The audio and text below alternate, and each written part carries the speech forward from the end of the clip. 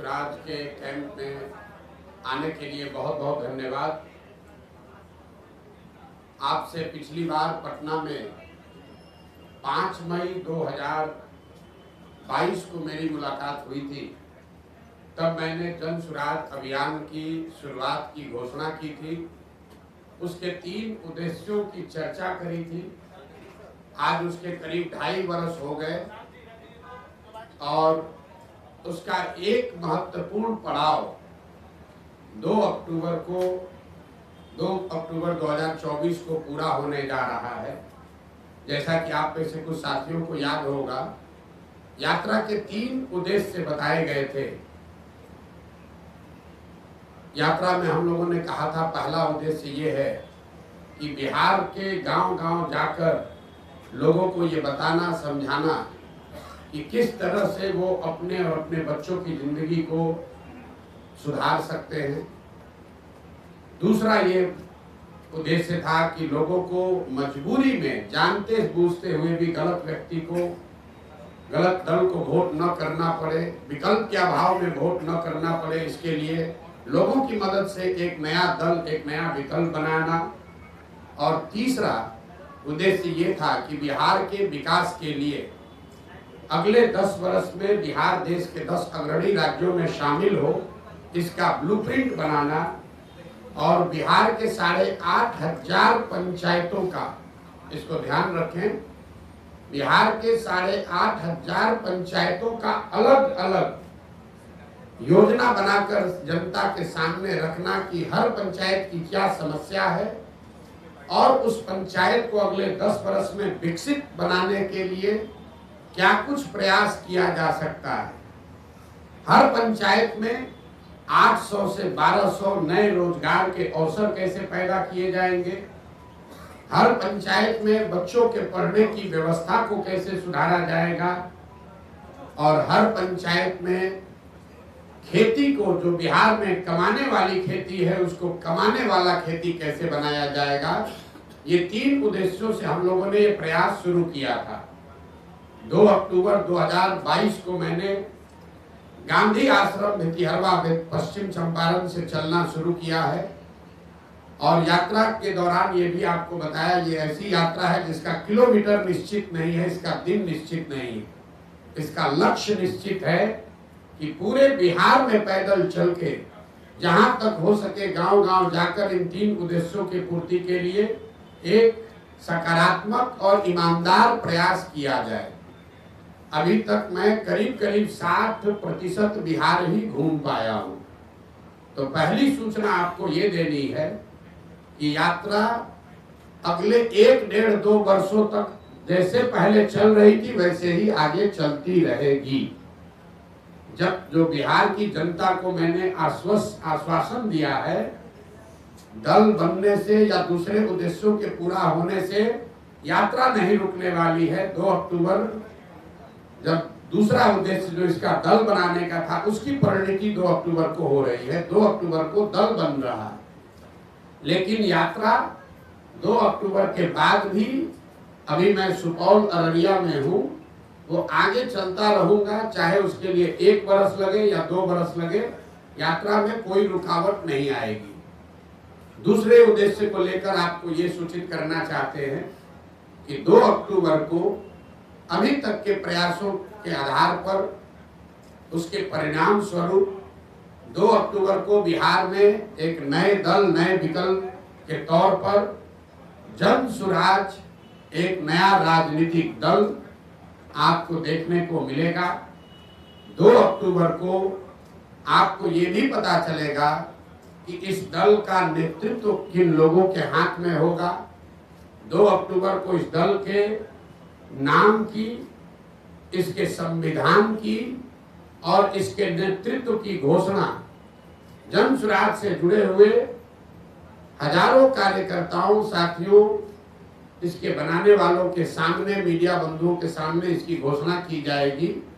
और जैसा कि मैंने पहले बताया था, जन स्वराज दल जब बन रहा है तो ना मैं उसका नेता था, ना मुझे उसका नेता बनना है। बिहार की जनता ने गांव-गांव में घूमकर जिन लोगों से हम मिले हैं, समाज को मत कर जिन लोगों को निकाला है, एक प्रयास किया है कि बिहार के सामने ऐसे लोगों का नेतृत्व आप दिया जाए जिसमें प्रशांत किशोर से जो आदमी बेहतर है, जिसकी काबिलियत, जिसका जज्बा, जिसका चरित्र, जिसकी ईमानदारी, जिसके अंदर बिहार को सुधारने का मादा, हर उस व्यक्ति में जिसमें प्रशांत किशोर से ज्यादा है, वो आपको इसके नेतृत्व में दिखेगा। तो 2 दिन और अगर आप इंतजार करेंगे तो आपको पता चलेगा कि 2 अक्टूबर को जन स्वराज की लीडरशिप काउंसिल में किन लोगों का चयन हुआ, किन लोगों को जनता ने बताया, और साथ ही पार्टी के अध्यक्ष की घोषणा भी 2 तारीख को की जाएगी। जो मैंने विकास की योजना जारी करने की बात कही है, हर पंचायत की योजना जारी करने की बात कही है, वो इसका तीसरा पड़ाव है जो फरवरी या मार्च में उस काम को फरवरी मार्च तक पूरा कर लिया जाएगा और पटना के गांधी मैदान से आपके सामने, आपके माध्यम से जनता के सामने, बिहार की जनता के सामने बिहार के अगले 10 साल के विकास का, बिहार के हर पंचायत के विकास का मॉडल और पूरा खाका यहाँ पर रखा जाएगा, जिसमें हम सिर्फ आपको ये नहीं बताएंगे कि बिहार से पलायन रुक जाएगा, आपको ये भी बताया जाएगा कि वो पलायन को कैसे रोका जा सकता है, ताकि उस योजना को आप पढ़ें, उसको देखें, उस पर चर्चा करें, उस पर सवाल उठाएं, और अगर आपको उस योजना में विश्वसनीयता दिखे तभी उसको आप अपनाएं। तो ये फरवरी के अंत या मार्च के पहले हफ्ते में पटना गांधी मैदान में जन स्वराज का, बिहार को सुधारने का जो प्रयास है, जो अभियान है, जो योजना है, जिसको बनाने में बिहार की जनता के साथ साथ गांव से जो हम लोगों ने जानकारी इकट्ठा की, उसके साथ साथ आपके जानकारी के लिए बता दूं कि देश के करीब करीब, देश विदेश में 200 से ज्यादा बड़े बड़े विशेषज्ञ, जिनमें से ज्यादातर लोगों का नाता बिहार से है, वो चाहे अमेरिका में है, ऑस्ट्रेलिया में है, इंग्लैंड में है या देश के अन्य हिस्सों में है, ऐसे 200 से ज्यादा लोगों ने बिहार में होने वाले इस प्रयास में अपना योगदान देना स्वीकार किया है और इस विजन डॉक्यूमेंट को, बिहार की योजना को बनाने में उन्होंने अपना योगदान दिया है। तो आपकी उत्सुकता के लिए 3 बातें फिर से समराइज कर देता हूं। प्रशांत किशोर की 2 साल से चलने वाली पदयात्रा पहले की माफिक ही वापस वैसे ही चलती रहेगी। सुपौल और अररिया में मैं हूं और आगे वहां से किशनगंज जाऊंगा, उसके बाद कटिहार, फिर पूर्णिया, फिर भागलपुर, मुंगेर, जमुई होते हुए दक्षिण बिहार के इलाके को कवर किया जाएगा। दूसरी घोषणा ये है कि 2 अक्टूबर को जन स्वराज विधिवत तौर पर, औपचारिक तौर पर एक राजनीतिक दल के तौर पर उसकी घोषणा की जाएगी। 2 तारीख को दल के नेता, संविधान और नेतृत्व की भी घोषणा की जाएगी। उनसे आपको मुखातिब भी कराया जाएगा ताकि आप उनसे सवाल कर सके, उनकी पृष्ठभूमि की जांच कर सके, और अगर उसमें कोई गलती व्यक्ति आ जाए तो बिल्कुल उस पर टीका टिप्पणी भी करें और हमसे सवाल भी उठाएं। और तीसरा जो मैंने आपको बताया कि जब दल बन जाएगा, 6 महीने अभी हमको और लगेंगे, तो बिहार के विकास का जितने लोग सवाल उठा रहे हैं कि प्रशांत किशोर कह रहे हैं, जन स्वराज वाले कह रहे हैं कि 1 साल में पलायन रोक देंगे, तो 1 साल में पलायन के रोकने का पूरा खाका बिहार की जनता के सामने रखा जाएगा कि उस पलायन को कैसे रोका जाएगा। अगर जन स्वराज में हम लोग कह रहे हैं कि 15 साल से कम उम्र के हर बच्चे के लिए अगले 5 से 7 वर्षों में विश्व स्तरीय शिक्षा की व्यवस्था बनाई जाएगी, बिहार को फिर से ज्ञान की भूमि के तौर पर स्थापित किया जाएगा, तो उसका पूरा योजना बनाकर आपके सामने जारी करेंगे। और अभी तक मेरा जो 2 साल का पदयात्रा का अनुभव रहा है और आगे की योजना के बारे में अब आपके जो सवाल है, मैं आपके सामने बैठा हुआ हूँ।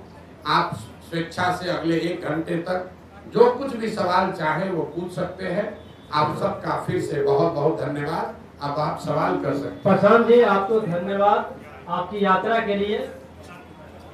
आपकी यात्रा के लिए जो सफल यात्रा रही, जो हम लोग देख भी रहे, लेकिन साथ में ये जानना चाहेंगे कि आपका इंटेंशन मुस्लिम की तरफ बहुत बढ़ा हुआ महसूस हो रहा है, मुसलमानों का आपकी तरफ बढ़ा हुआ इंटेंशन लग रहा है, इसमें सच्चाई क्या है?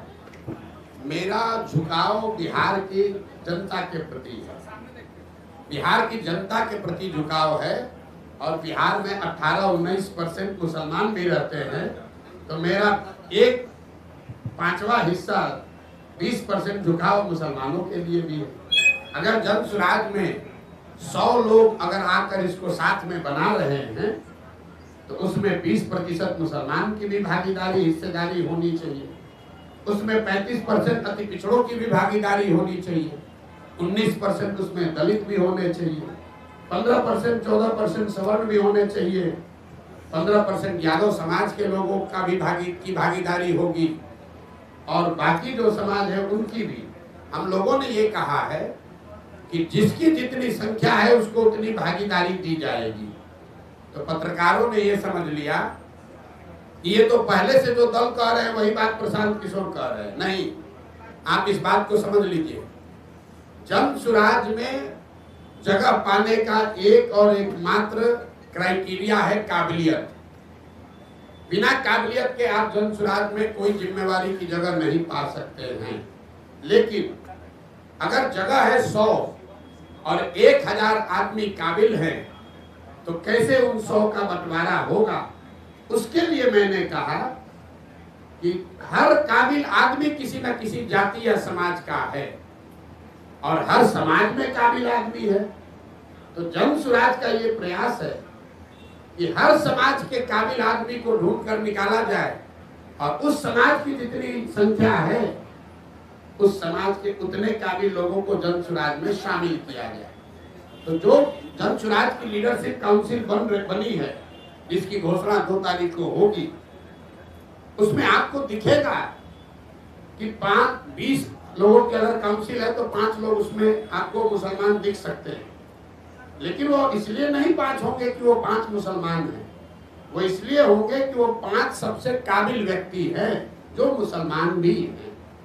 उसमें 5 दलित समाज के लोग भी होंगे, लेकिन वो इसलिए नहीं होंगे कि वो दलित समाज के हैं, वो इसलिए हैं कि वो बिहार के सबसे काबिल चरित्रवान लोग हैं, जिनको समाज ने चुना है, जो दलित भी है।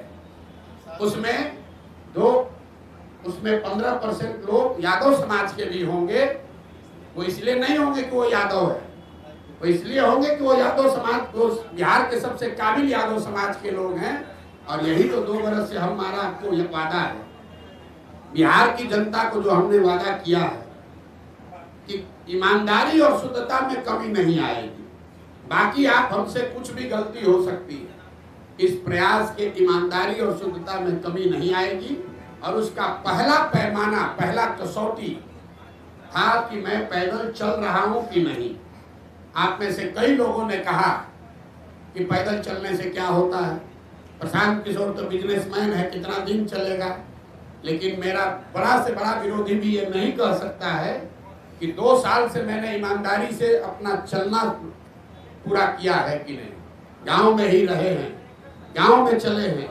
और इसी बिहार में जहां मुखिया बन जाने के बाद भी आदमी कहने लगता है कि हमको बहुत, हमारे जान पर खतरा है, बिहार में जान का खतरा है, बिना बाहुबल के राजनीति नहीं कर सकते हैं। आप में से जिन लोगों ने भी जन सुराज की यात्रा देखी है, इतनी बड़ी व्यवस्था है, लेकिन इसमें एक सिपाही और हवलदार ना पहले दिन था, ना आज है, ना आगे होगा। मैं गांव के सरेहों में ही सोया हूं, और आज तक ये बिहार की जनता की काबिलियत है, उसका कैरेक्टर है कि मैं आपको कैमरे पर बता रहा हूं।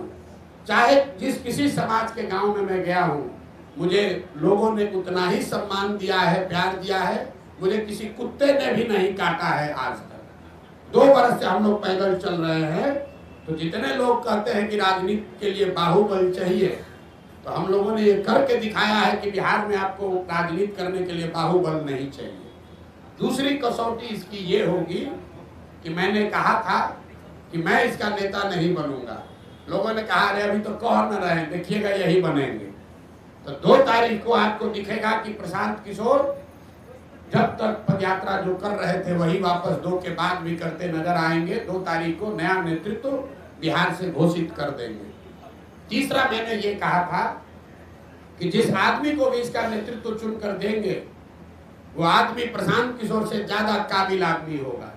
तो आप जिनको हम बना रहे हैं आप देखिएगा, जो आदमी प्रशांत किशोर से ज्यादा विद्वान और होशियार कैरेक्टर वाला होगा, ऐसा मेरा विश्वास है। उस कसौटी पर आप लोग कसिए 2 तारीख को। और फिर जब यहाँ का एजेंडा जारी करेंगे मार्च में, तो आप सारे विद्वान लोगों से मैं आग्रह करूंगा कि 2 महीना तक जिसको भी जिस विषय की जानकारी है आप पूरी तरीके से उस बात का अध्ययन करके सवाल कीजिए कि क्या 1 वर्ष में बिहार में पलायन रोकने का वादा पूरा किया जा सकता है कि नहीं। कोई बात बिना जांचे परखे नहीं करना, हमारे कहने पर नहीं, हमारी कथनी पर नहीं, हमारी करनी पर आपको भरोसा करना है।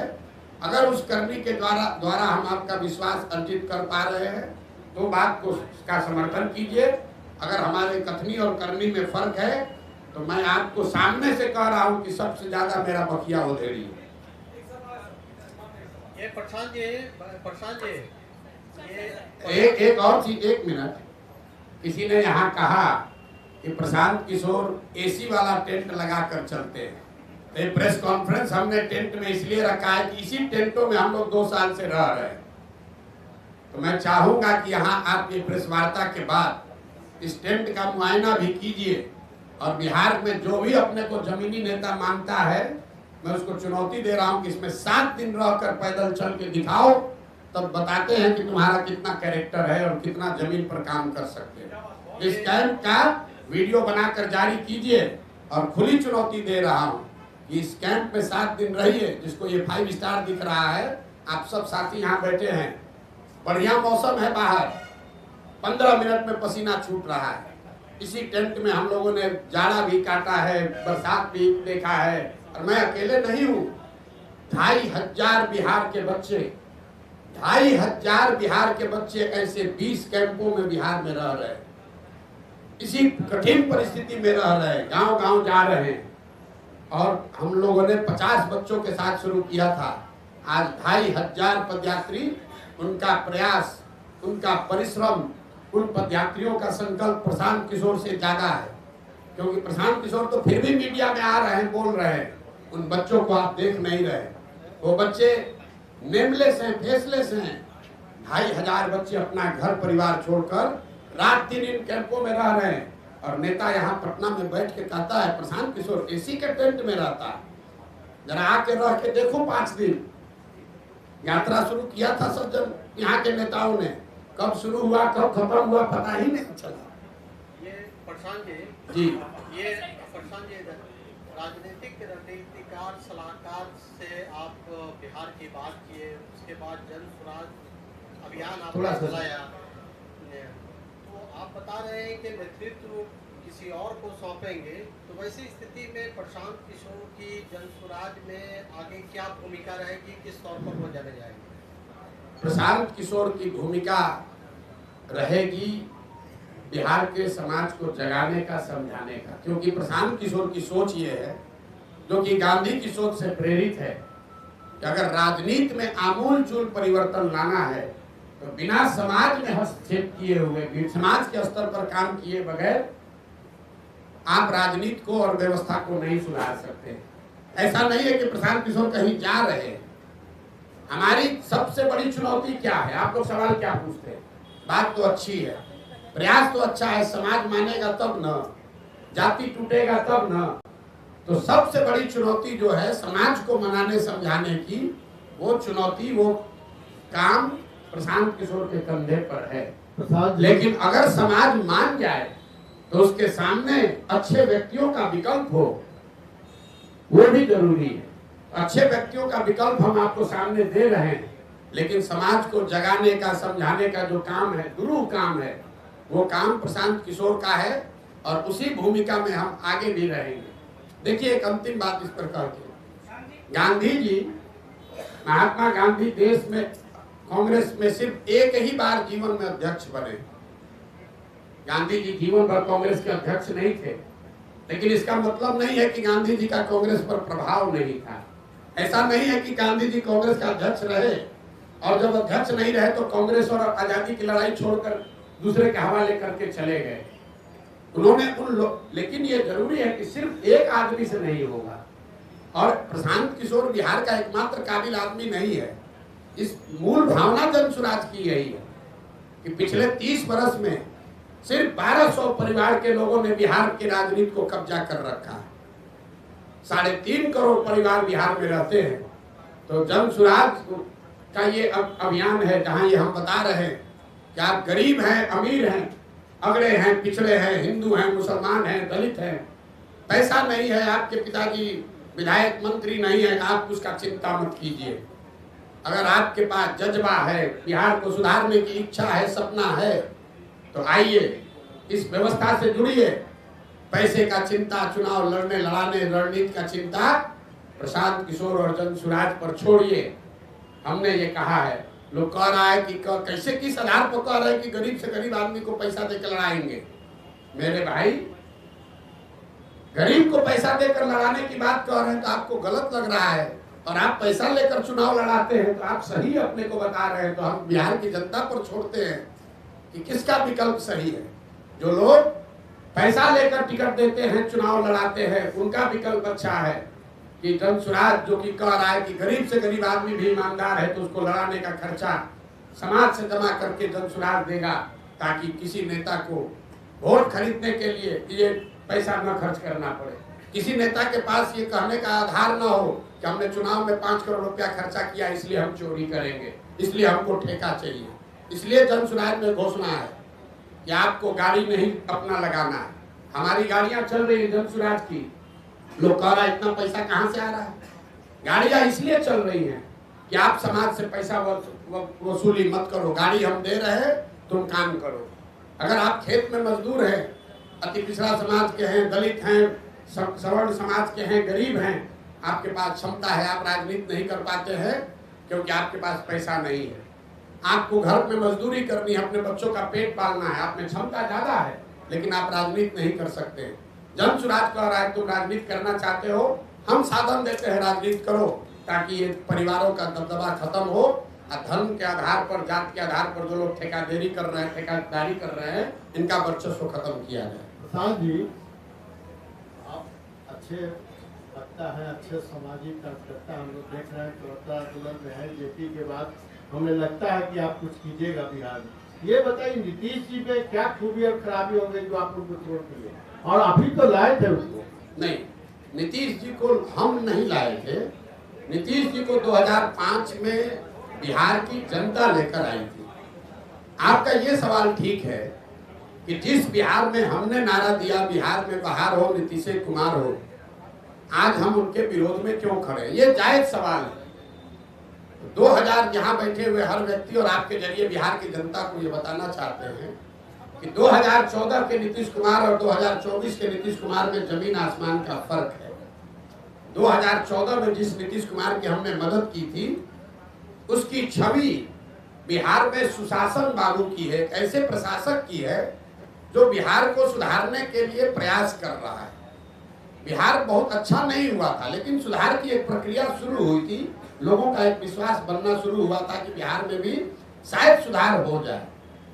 आज जिस नीतीश कुमार का मैं विरोध कर रहा हूं, वो नीतीश कुमार है जिसके लिए गांव-गांव में लोग कह रहा है कि भैया बिहार में लालू का जंगल राज, अपराधियों का जंगल राज देखे थे, ये नीतीश का जो राज है ये अधिकारियों का जंगल राज। यहाँ बैठा हुआ हर पत्रकार जानता है कि ये पूरी व्यवस्था, पूरा सरकार चंद अधिकारी, कोई विधायक मंत्री भी नहीं चला रहा है। आपको कैमरे पर कह रहे हैं, कोई विधायक मंत्री नहीं चला रहा है, चंद अधिकारी, वो भी सेवानिवृत्त अधिकारी सलाहकार बनकर बैठ गए और पूरे 13 करोड़ लोगों के भाग्य विधाता बनकर बैठ गए हैं। ना वो उनका नौकरी है, नौकरी से रिटायर हो चुके हैं, जनता ने उनको चुना नहीं है, और पूरे बिहार को 4 अधिकारी मिलकर चला रहे हैं। नाम आपको पता है, नाम लेकर हम उनको ग्लोरीफाइड नहीं कर रहे हैं, लेकिन आपके जरिए जरूर बताना चाह रहे हैं कि 13 करोड़ बिहार के लोगों का भविष्य सेवानिवृत्त 4 अधिकारी मिलकर नहीं तय कर सकते हैं। बिहार की जनता को इतना मूर्ख मत समझिए, चुनाव आने दीजिए, कोई नहीं बचने वाला। प्रशांत जी, एक सवाल है प्रशांत जी, अरे सुन लीजिए, आप, मैंने एक पहलू बताया, तो उस प्रशासक का मैं विरोध कर रहा हूं जिसने पूरे बिहार की जनता का भविष्य 4 सेवानिवृत्त अधिकारियों के हाथ में कर छोड़ दिया है। जिस नीतीश कुमार की 2014 में मैंने मदद की थी, उसमें राजनीतिक मोरालिटी थी। नीतीश कुमार कैसल पश्चिम बंगाल में, आप में से कुछ लोगों को याद होगा, एक रेल दुर्घटना हुई थी। नीतीश बाबू तब रेल मंत्री थे, 200 से ज्यादा लोगों की मृत्यु हुई। नीतीश कुमार ने रेल मंत्री पद से वाजपेयी की सरकार में इस्तीफा दिया था। मैंने उस नीतीश कुमार की मदद की थी। आज जिस नीतीश कुमार का विरोध कर रहा हूं वो नीतीश कुमार है कि कोरोना के काल में हजारों लोग मर गए, उनकी मृत्यु हो गई, लाखों बच्चे, पूरे कोरोना से पूरे देश में संकट आया, लेकिन जितना कष्ट बिहार के लोगों को हुआ उतना कष्ट किसी को नहीं हुआ।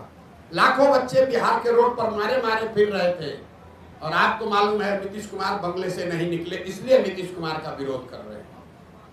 तीसरा, नीतीश कुमार का इसलिए विरोध कर रहे हैं कि 2015 में 14 में नीतीश कुमार चुनाव नहीं हारे थे। लोकसभा में उनके दल को चुनाव लोगों ने हराया था, उनके दल को 2 MP मिला था। नीतीश कुमार के पास 117 विधायक थे, उनको बहुमत था, फिर भी उन्होंने पद छोड़कर मांझी जी को मुख्यमंत्री बनाया था कि भाई जनता का विश्वास हम पर नहीं है तो दूसरे को मुख्यमंत्री बनना चाहिए। आज उस नीतीश कुमार की मैंने मदद की थी। आज जिस नीतीश कुमार का विरोध कर रहे हैं वो नीतीश कुमार है जो चुनाव हार गया है। 243 के विधानसभा में 42 विधायक जीता है इस आदमी का, और कभी लालटेन पर लटक कर, कभी कमल पर बैठकर ये आदमी राज कर रहा है।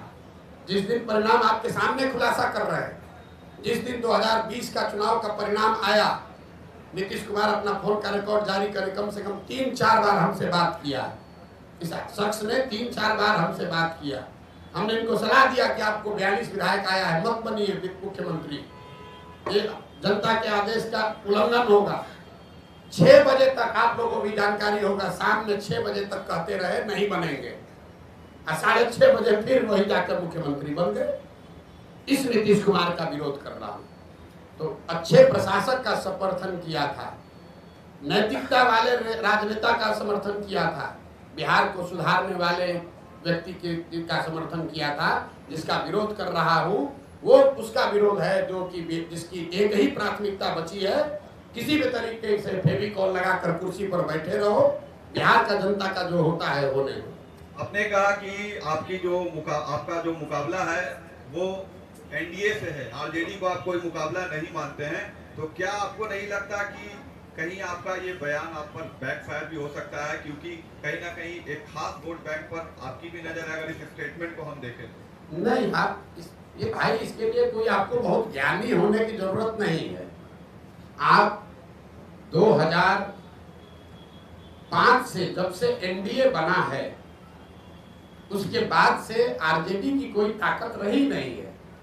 2005 से आप आगे का इलेक्शन का आंकड़ा उठाकर देख लीजिए, तो आरजेडी को कभी, आरजेडी या उनके द्वारा बनाए गए गठबंधन को कभी जीत नहीं मिली है। महागठबंधन का एक अपवाद छोड़ दिए जिसमें हम लोगों ने मदद की थी, उसमें भी आरजेडी जूनियर पार्टनर ही था। नीतीश जी के चेहरे पर चुनाव लड़ा था, आरजेडी के नाम पर चुनाव नहीं लड़ा गया था। और अभी का लोकसभा का चुनाव देख लीजिए, इस लोकसभा चुनाव में 176 विधानसभा में भाजपा और एनडीए को बढ़त है। तो हमारा अगर मुकाबला है तो जो 176 में आगे है उससे मुकाबला होगा, कि तो 50 सीट में आगे है उससे मुकाबला होगा। तो ये तो हमारे आकलन का विषय नहीं है, ये तो फैक्ट है। किसने कह दिया आपको? भाई ऐसा है, अब अपने हिसाब से कहिएगा। क्या लोकसभा में कितना सीट है आरजेडी को? 2014 में आरजेडी को 5 से कम सीट था, 2014 में 0 सीट था, 2019 में 4 सीट मिला। और आप लोग बता रहे हैं बाप रे कितना बड़ा दल है आरजेडी। आरजेडी, एक बात ध्यान रखिए आप लोग, आरजेडी अपने दम पर, लालू जी बहुत बड़े नेता हैं, लेकिन लालू जी अपने दम पर बिहार जीवन में सिर्फ एक ही बार जीते हैं, एक ही बार जीते हैं। दोबारा बिहार की जनता ने लालू जी को बहुमत नहीं दिया है। तो एक बड़ा दल का ढोंगा बिहार के दूसरे कोने में जाकर बताइएगा, हमको मत समझाइए। कितना उनको दम है वो हमको मालूम है। और वो दम का आधार क्या है? दम का आधार यह है 18% मुसलमान, जिसको आप 20 बरस से डरा रहे हैं कि अगर हमको वोट नहीं दोगे तो भाजपा आ जाएगी। आपने मुसलमानों के लिए किया कुछ नहीं, उसको भागीदारी नहीं दी, उसको हिस्सेदारी नहीं दी, उनके बच्चों के पढ़ाई की चिंता नहीं की, उनको लालटेन में किरासन तेल बनाकर जला रहे हो, रोशनी अपने घर में कर रहे हो। उसको अगर हटा दीजिएगा तो कितने लोग बिहार के हैं जो आरजेडी के समर्थन में, आप बता दीजिए, आपको ज्यादा जानकारी है।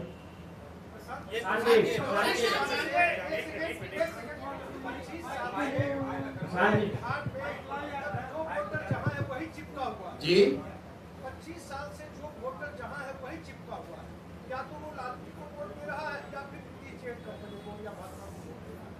कि जातीय कीचड़ में फंसा हुआ इस बिहार को आपको लगता है कि जाति के, अब देखिए आप ही के बयान को दोहरा देते हैं। आपने कहा कि 25 बरस से बिहार का वोटर एक ही जगह चिपका हुआ है। अब आंकड़ों से बिल्कुल ये उलट बात आप कह रहे हैं। 2014 से पहले भाजपा यहाँ पर कोई उसका वजूद नहीं था। 14 में भाजपा नीतीश कुमार से अलग हटकर अपना गठबंधन बनाकर 30 से ज्यादा एमपी जीत गया, तो कैसे वोटर चिपका हुआ है। 84 में इसी बिहार की जनता ने कांग्रेस को पूर्ण बहुमत दिया, 89 में जनता दल को जिताया, 95 में लालू यादव को जिताया, 2000 के बाद लालू जी और किसी को गठबंधन नहीं दिया, 2014 में मोदी को जिताया, 2019 में 40 में 39 सांसद एनडीए को जिता दिया, इस बार फिर 30 दिया है। और आप कह रहे हैं कि भाजपा वोटर कीचड़ में फंसा हुआ है। अगर कीचड़ में फंसा होता तो लालू जी कांग्रेस 84 के बाद से यहाँ 0 पर कैसे आ जाती। लालू जी 54 में 53 एमपी जीतने वाले 0 पर कैसे आ गए। नीतीश कुमार 25 एमपी को 2 एमपी पर कैसे जनता ने उतार दिया। आप एक मिनट, अरे आइए आपकी बात पर आ रहे हैं। पहले तो ये अपना जानकारी ठीक कर लीजिए कि बिहार में स्टैटिक है, ये ऊपर से चीजें स्थिर दिखती हैं। समंदर को दूर से देखिएगा तो बड़ा स्थिर दिखेगा, नजदीक जाकर गहराई से देखिएगा तो आपको करंट फील होगा। बिहार वो भूमि है जहां 10 बरस में पूरी राजनीतिक व्यवस्था पीछे बदलती रही है। लालू जी का वर्चस्व 90 के दौर में रहा है, 2000 आते आते लालू जी का वर्चस्व खत्म हो गया। 80 के दौर में कांग्रेस थी, 90 के दौर में लालू थे, 2000 के दौर में नीतीश कुमार हैं, 2010 के दौर में भाजपा मोदी हैं। हर 10 बरस में परिवर्तन हुआ है, आप उसको देख नहीं रहे। दूसरा आपने कहा जाति पर वोट पड़ा है, तो आप हमको बताइए इस बार 30 को सीट मिला है एनडीए को। ज्यादातर लोगों का आकलन है कि नीतीश कुमार का तो नहीं है, मोदी के नाम पर वोट पड़ा है। आप में से जो समझते हैं कि बिहार का हर आदमी जाति पर ही वोट देता है, तो जरा गिन कर बताइए कि मोदी जी के जाति का कितना आदमी बिहार में रहता है। मोदी के जाति के कितने लोग बिहार में रहते हैं। भाजपा का मोदी का गुनाह ये है कि जिस बिहार को जातिवादी समाज कहकर लोग हंसते हैं, अनपढ़ कहते हैं, हम लोग को बेइज्जत करते हैं, उस समाज ने जातियों से ऊपर उठकर गुजरात के एक लड़के को राजा बनाया। लेकिन मोदी जी ने पिछले 12-15 साल में बिहार के विकास के लिए हमने खुली चुनौती दे रखी है 2 साल से। एक दिन अगर मोदी जी ने बिहार के विकास के लिए एक बैठक किया हो, काम का छोड़िए, अगर आप लोग सब पत्रकार हैं, आपको भी बता रहे हैं, अगर 12-15 साल में मोदी जी ने अगर आपने कोई खबर छापी हो कि मोदी जी ने बिहार के विकास के लिए, बिहार में शुगर मिल चालू करने के लिए, या बिहार में इंडस्ट्रियलाइजेशन के लिए, या बिहार में पलायन रोकने के लिए मोदी जी ने आज बैठक बुलाई है दिल्ली में, आप हमको खबर दिखा दीजिए। और ये सारे प्रयास के बाद हम जन स्वराज का अभियान वापस लेकर एनडीए का समर्थन कर देंगे, आप दिखाइए। लेकिन जिस समाज ने जाति धर्म सब भूलकर मोदी को जिताया, उस मोदी ने बिहार की चिंता नहीं की। जैसे, एक मिनट पूरा समझ लीजिए, बिहार के बर्बादी के जो दोषी हैं वो लालू और नीतीश हैं, लेकिन इसके असली गुनाहगार कांग्रेस और भाजपा ही है। ये क्यों कह रहा हूं मैं?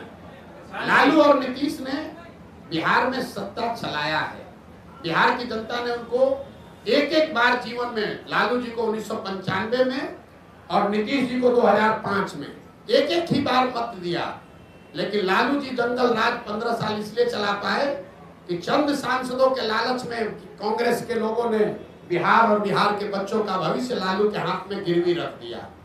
और जो गलती कांग्रेस ने की वही गलती आज भाजपा कर रही है। ये भाजपा वो दल है जो पूरे देश में, इसके लिए हम लोग कहते हैं कि दूसरे का दल को तोड़कर सांसद विधायक खरीद के सरकार बनाता है। बिहार में उसका 80-75 विधायक है, नीतीश का 43 है, लेकिन यहाँ सरकार नहीं बनाया। यहाँ नीतीश को बैठा दिया है ताकि हमको 12-15 MP मिलता रहे। तो भाजपा ने भी वही गलती की है जो कांग्रेस ने किया। कांग्रेस ने हम लोग के बच्चों का भविष्य लालू के हाथ में बेचा, भाजपा वाले हम लोग का भविष्य नीतीश के हाथ में बेचे हैं, और परिणाम भी वही होगा। जैसे कांग्रेस सिरे से बिहार में खत्म हो गई, लालू और नीतीश का कुछ भी हो, भाजपा यहाँ सिरे से खत्म हो जाएगी। नेतृत्व ऑलरेडी आप देख रहे हैं, भाजपा बिहार में नेतृत्व विहीन पहले से हो गई है, कुछ नहीं बचा है। देखिए किसको बनाए। ये बताइए रुकिए भाजपा के जो यहाँ अध्यक्ष बने हैं, हम आपको आपके मन से बता रहे हैं, सुन लीजिए, उसके बाद लेंगे, 1 घंटा बैठे हुए। भाजपा के जो अध्यक्ष बने हैं, बिहार के किसी गांव में चल के खड़ा हो जाए, उसमें से 10% आदमी भी नहीं कह सकता है ये आदमी कौन है। ये भाजपा के नेतृत्व का देखिए स्थिति। जो भाजपा के अभी अध्यक्ष है उसको बिहार में 10% आदमी पहचानता नहीं है कि आदमी है कौन। अब भाजपा उनके जरिए बिहार सुधारना चाहती है, ये दिखाता है। यही काम कांग्रेस ने किया था, उन्होंने अपने नेतृत्व को खत्म करके लालू के हवाले कर दिया। तो भाजपा ने अपने नेतृत्व को, उसमें भाजपा में भी जो काबिल आदमी है उसको सबको हटा के और ऐसे लोगों को दिया है जो नीतीश का झोला ढोते रहे, उसके पीछे चलते रहे। आपकी काबिलियत के पैमाने पर दूसरे नाकाबिल कैसे हो जाते हैं? जी, आपकी काबिलियत के पैमाने पर दूसरे नाकाबिल कैसे हो जाते हैं? हमने तो किसी को नाकाबिल कहा ही नहीं। और नहीं, एक तो निरपेक्ष भाव से तो यही बात जा रही है ना कि आप काबिल लोगों को लाएंगे, यानी अभी तक सत्ता में जो लोग हैं या आते रहे वो नाकाबिल है। मेरी पूरी बात सुनने की। और अगर आपके काबिलियत का पैमाना क्या है, निर्धारण आपने किस किया? ये अच्छा सवाल है। और उसके साथ दूसरी बात ये कि अगर सत्ता में आने के बाद काबिल लोग नाकाबिल हो जाते हैं तो आपके जनसुराज की क्या गारंटी है? और अगर गारंटी नहीं है तो बिहार की जनता एक छल के लिए और क्यों मजबूर है? 3 सवाल आपके जवाब दे रहा हूँ। पहला, इन्होंने कहा कि आप कह रहे हैं कि काबिल आदमी को लाएंगे मतलब दूसरा नाकाबिल है। ये बात नहीं है। लकीर बड़ी करने के लिए उस दूसरे को काटना जरूरी नहीं है, उससे लंबी लकीर खींची जा सकती है। तो जिसको जन स्वराज का नेतृत्व दे रहे हैं, इसका पहला पैमाना ये है कि उस आदमी को आप जो जन स्वराज का अध्यक्ष बनेगा, यहाँ पर 3 बड़े पार्टियों के 4 बड़े पार्टियों के अध्यक्ष पहले से हैं। भाजपा के अध्यक्ष दिलीप जायसवाल जी हैं, जदयू के अध्यक्ष उमेश कुशवाहा जी हैं, आरजेडी के अध्यक्ष जगदानंद जी हैं और कांग्रेस के अध्यक्ष अखिलेश जी हैं। जन स्वराज का जो अध्यक्ष बनेगा उसको खड़ा कर दीजिए और 5 के सामने उसकी काबिलियत, उसका डिग्री, समाज में नजरिया और किसी भी विषय पर आप उससे बहस करा लीजिए, खुद तय कर लीजिए कि उसमें काबिल कौन है। काबिलियत का पैमाना समाज है। दूसरी बात आपने कही कि ये इसकी क्या गारंटी है कि जन स्वराज का आदमी, अगर काबिल आदमी भी गलत बन जाए।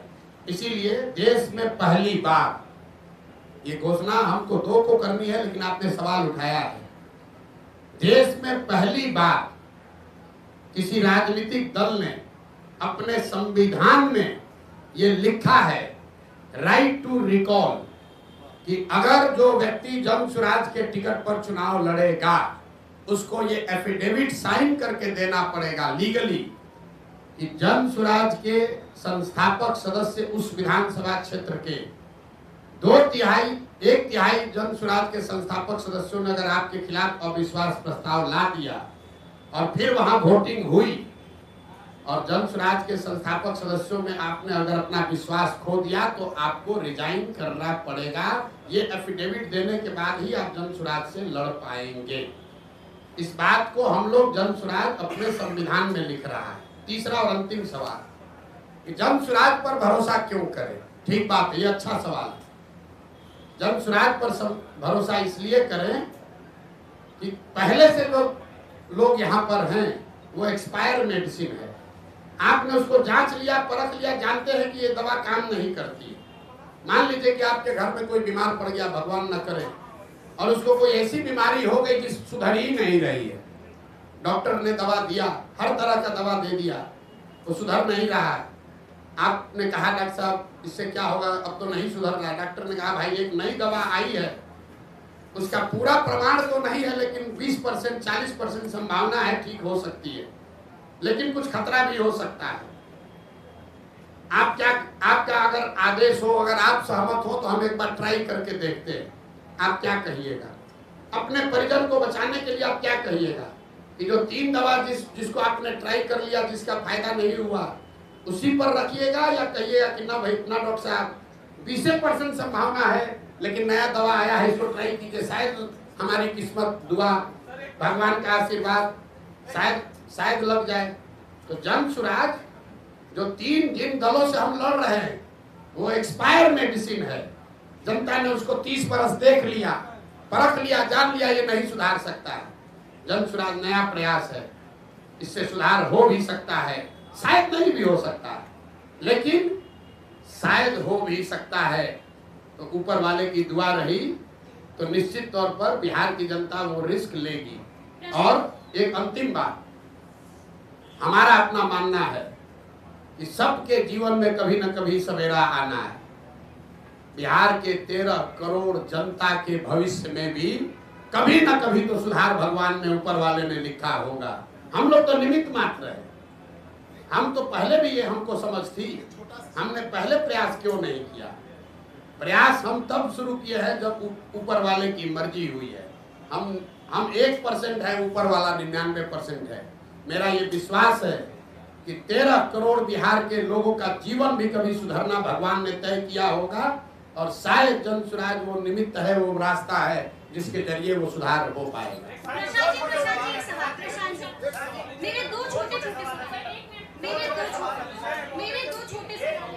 उनके भी 2 छोटे हैं, आपके भी 2 छोटे हैं।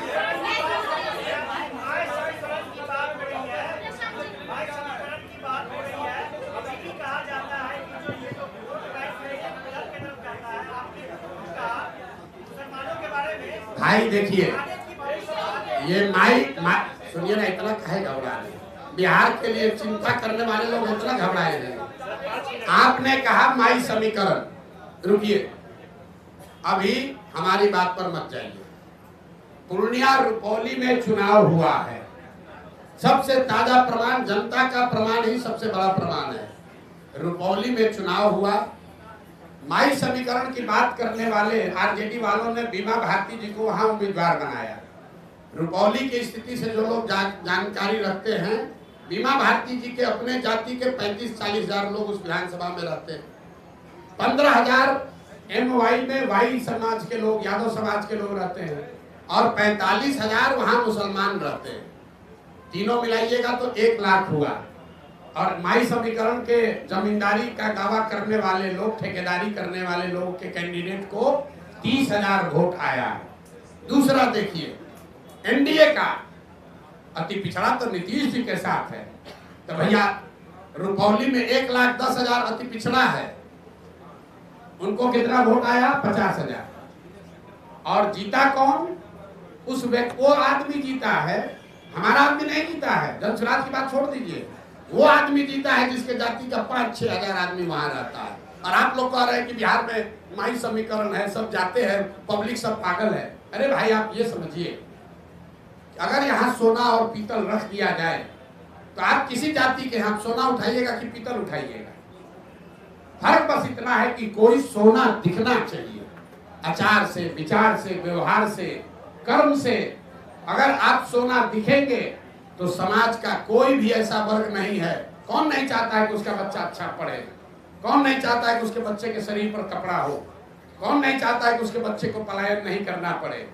हाँ, अब ये जिम्मेवारी हम पर है, जन सुराज पर है कि हम वो तप तपाकर सोना दिखे, वो विश्वास अर्जित करें। और मैंने कहा है कि अगर 3 बरस में विश्वास अर्जित नहीं कर पाए तो 5 वर्ष चाहे और चलना पड़े, 10 वर्ष प्रयास करना पड़े, हम पीछे नहीं हटने वाले। जब तक समाज को ये विश्वास न दिला दें तब तक ये प्रयास रुकेगा नहीं। बिहार को सुधारे बगैर मानने वाले नहीं हैं, चाहे 2 वर्ष लगे कि 10 वर्ष लगे।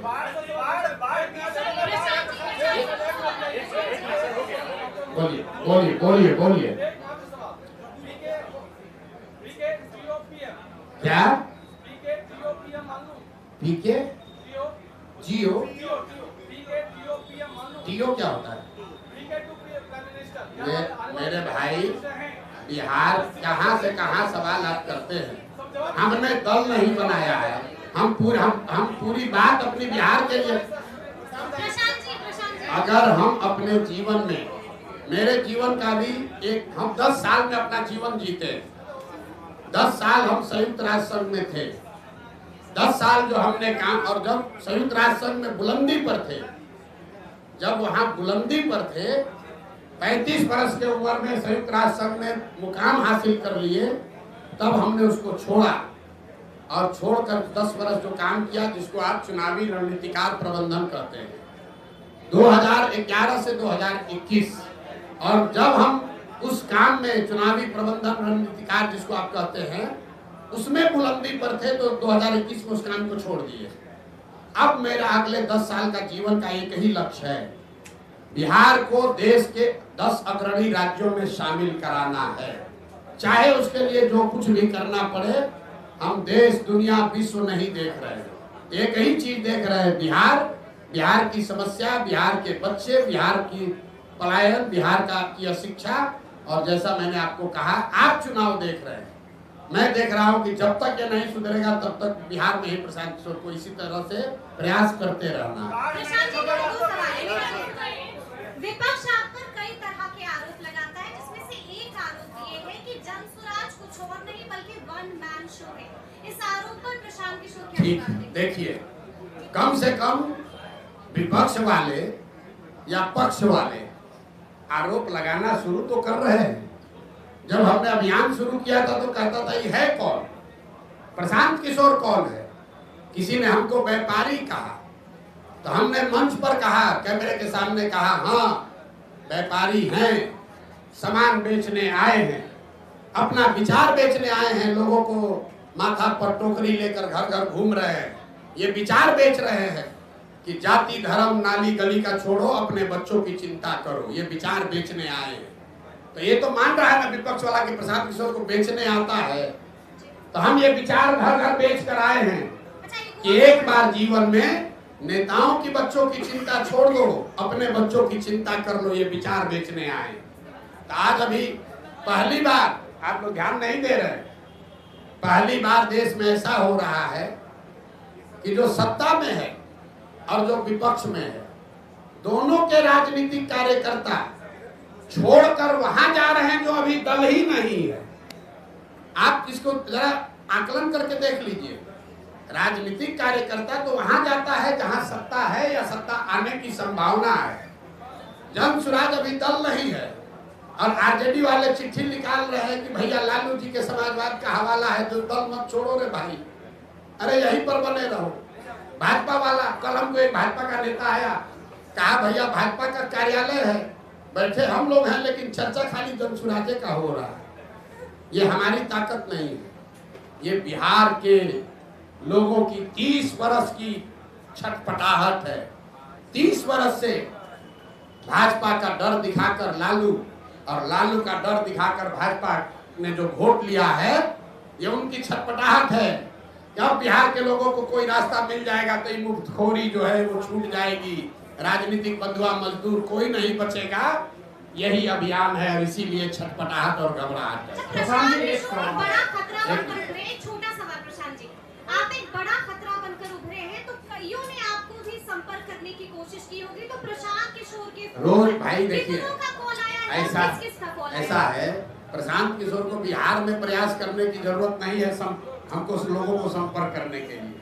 देश में कौन ऐसा नेता दल है, आप लोग सब पत्रकार हैं, कौन ऐसा दल और नेता है जो सोचेगा कि प्रशांत किशोर को अपने साथ रख ले। भाई भूमिका हमको चाहे कुछ भी दे, इतना तो जरूर चाहेगा प्रशांत किशोर हमारे साथ रहे।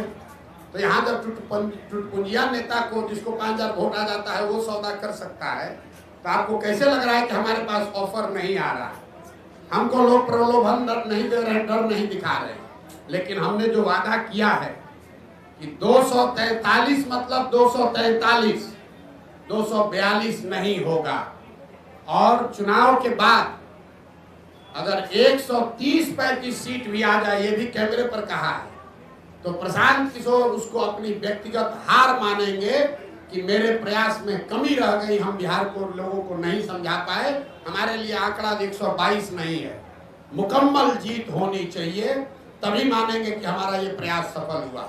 130, 135 सीट अगर जनसुराज को आया तो प्रशांत किशोर की, जनसुराज की इस प्रयास की हार होगी। प्रशांत जी, इसी से जुड़ा हुआ सवाल है कि आपका आकलन बहुत सटीक रहा है, पिछले कई चुनाव में देखा गया है, और आप कहते रहे कि इस चुनाव में बिहार में या तो अर्थ पे या तो फर्श पे जी। तो अभी आपका आकलन क्या है, कितने सीट जनसुराज लेकर आएगी? और इसी से जुड़ा हुआ सवाल है, अगर 10, 15, 20 सीट बच जाते हैं बहुमत से, उस स्थिति में जनसुराज क्या करेगा? फिर से चुनाव में जाने के लिए बिहार की जनता को धकेल देगा? 130 आएगा ना, आप कहे 10-15 कम रह जाएगा। हमने 15 बढ़ा दिया, और पहले इंटरव्यू में बहुमत से 15 ज्यादा, बहुमत से 15 ज्यादा आएगा तो भी उसको हम अपनी हार मान लेंगे और आपको मौका दे देंगे कि बना लीजिए। ये कह रहे हैं, आपको स्पष्टता से कह रहे हैं, अर्श पर या फर्श पर, अगर हमारे प्रयास की ईमानदारी में, शुद्धता में ताकत है, तो या तो बिहार की जनता अपने और अपने बच्चों का मुस्तकबिल बदलने के लिए हमको अर्श पर जनसुराज को बैठाएगी, और अगर उसको समझ में नहीं आया तो कोई बात नहीं है, 5 वर्ष की और तपस्या जारी रहेगी। प्रशांत जी, एक सवाल आपके जवाब से एक सवाल निकल के आ रहा है। आप कह रहे हैं प्रशांत जी आप कह रहे हैं कि 130 सीट भी आएगा तो हम हार मान लेंगे, सरकार नहीं बनाएंगे। आप बोल रहे हैं ये कहाँ का है? दूसरा लाइन अपने से अपने लाइन में उठते हैं। मैं उसको अपने, सुनिए, मैं उसको अपने इस प्रयास के बिहार को सुधार, देखिए बिहार में सिर्फ सरकार बनने से बिहार नहीं सुधरेगा। आपने बात सुनी नहीं हमारी। बिहार तब सुधरेगा जब यहाँ 5000 अच्छे लोग मुखिया बनेंगे। बिहार तब सुधरेगा जब यहाँ पर 50,000 अच्छे लोग वार्ड सदस्य बनेंगे। बिहार तब सुधरेगा जब यहाँ 200-250 अच्छे विधायक बनेंगे। सिर्फ सरकार बदलने से, मुख्यमंत्री बदलने से बिहार नहीं सुधर सकता है। इस नजरिए से मैं कह रहा हूँ कि अगर 130 सीट आया, इसका मतलब है कि आधी बिहार की जनता भी हमसे इस विचार से, इस प्रयास से कन्विंस नहीं हुई। उस नजरिए से ये हार हुई। तो हमको और प्रयास, कम से कम 2/3 बिहार की जनता को इस प्रयास की शुद्धता और ईमानदारी पर भरोसा जब तक न हो, तब तक प्रशांत किशोर का ये प्रयास जारी रहेगा, तभी सुधार होगा। सिर्फ सरकार बनाने से सुधार नहीं होगा।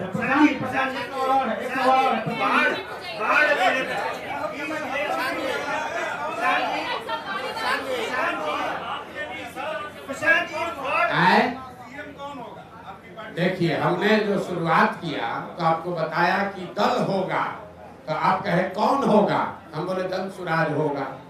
फिर बोला दल का नेता कोई होगा, हमसे काबिल होगा। तो आपने फिर पूछा कौन होगा? तो हमने कहा हमसे काबिल होगा, 2 तारीख को उसका नाम चेहरा देख लीजिएगा। फिर आपने कहा कि आपका एजेंडा क्या होगा?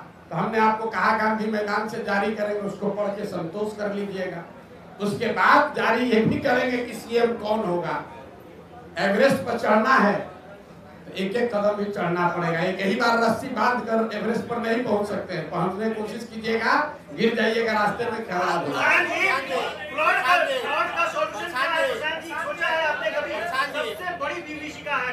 ये आपको कुछ नहीं समझ है। इनका जरा सवाल सुनिए। इन्होंने कहा कि फ्लड की समस्या सबसे बड़ी विभीषिका यहाँ के लोगों की मानसिकता, सबसे बड़ी विभीषिका यहाँ से पलायन है। अब बाढ़ पर आ जाइए। अगर आप ध्यान से देखेंगे 50% यहाँ जमीन ऐसी है बिहार में जहां फ्लड क्या रिस्क है। 30% जमीन ऐसी है जहां परमानेंट जल जमाव है और करीब करीब 25 से 27% ऐसी जमीन है जहां सूखा है। अगर आप बिहार को भौगोलिक तरीके से देखेंगे तो जो उत्तर के तराई वाले जिले हैं, चंपारण, पश्चिमी चंपारण, पूर्वी चंपारण, शिवहर, सीतामढ़ी, मधुबनी, दरभंगा, सुपौल, अररिया, किशनगंज, ये जो ऊपर के तराई वाले एरिया हैं, यहाँ पर बाढ़ और बाढ़ के साथ साथ नदियों के कटाव का मामला है। जो मध्य के जिले हैं, गोपालगंज, सिवान, छपरा, वैशाली, समस्तीपुर, खगड़िया, बेगूसराय, इन जिलों में जब आप चलिएगा गांव-गांव तो आपको बाढ़ से ज्यादा जल जमाव की समस्या दिखेगी। हर पंचायत में, प्रखंड में हजारों एकड़ जमीन ऐसी है जहां पानी परमानेंट लगा रहता है। और जब गंगा के आप दक्षिण में आते हैं, जिसको आप दक्षिण बिहार कहते हैं, यहाँ पर सूखे की समस्या है, पानी नहीं पहुंच रहा है। तो जन स्वराज का जो विजन डॉक्यूमेंट जारी होगा उसमें आप बाढ़ पर कार्यक्रम नहीं देखेंगे, उसमें आप वाटर ग्रिड की बात देखेंगे कि जहां बाढ़ है, जहां जल जमाव है और सूखा, इन तीनों का एक integrated plan, Kosi plan, Gandak plan नहीं, सोन कैनाल नहीं, एक इंटीग्रेटेड प्लान हो जिसमें बाढ़, जल जमाव और सूखे को एक तरीके से एक बार एड्रेस किया जाए। उसका पूरा खाका आपके सामने रखेंगे, उसको देखिए, पढ़िए, समझिए। और आधा बाढ़ का जो समस्या है वो तो इंजीनियरों और ब्यूरोक्रेट्स के कमाई के लिए खुद किया हुआ है। आप गांव देहात में चलिए, लोग हमको बता रहे हैं भैया जो ठेकेदार है वही जाके बांध में छेद करवाता है ताकि कटे, अब बाढ़ नियंत्रण के नाम पर पैसा आए और उसमें लूट किया जाए। तो हमको फ्लड कंट्रोल नहीं करना है, हमको यहाँ जल जो यहाँ का अभिशाप बना हुआ है, इसको बिहार की एक बड़ी ताकत में परिवर्तित करना है। और एक अंतिम बात, चाइना ने आज से सैकड़ों साल पहले ये करके दिखाया है। उन्होंने नदियों का ग्रिड बनाकर बाढ़, सूखे और जल जमाव की समस्या का समाधान निकाला है। बिहार के लिए भी ये व्यवस्था कई लोगों ने कई रिपोर्टों में ये चीज पड़ी हुई है, किसी ने वैसा प्रयास नहीं किया है। तो जन स्वराज का प्रयोग, बाढ़ रोकने के लिए कोई विजन नहीं है। जल प्रबंधन, जल का समुचित उपयोग कैसे हो, बाढ़, जल जमाव और सूखे से परमानेंट छुटकारा कैसे हो, इसका विजन डॉक्यूमेंट आपको गांधी मैदान से जारी करेंगे। और हम चाहेंगे कि आप उसको पढ़िए, जरूर पढ़ के सवाल कीजिए।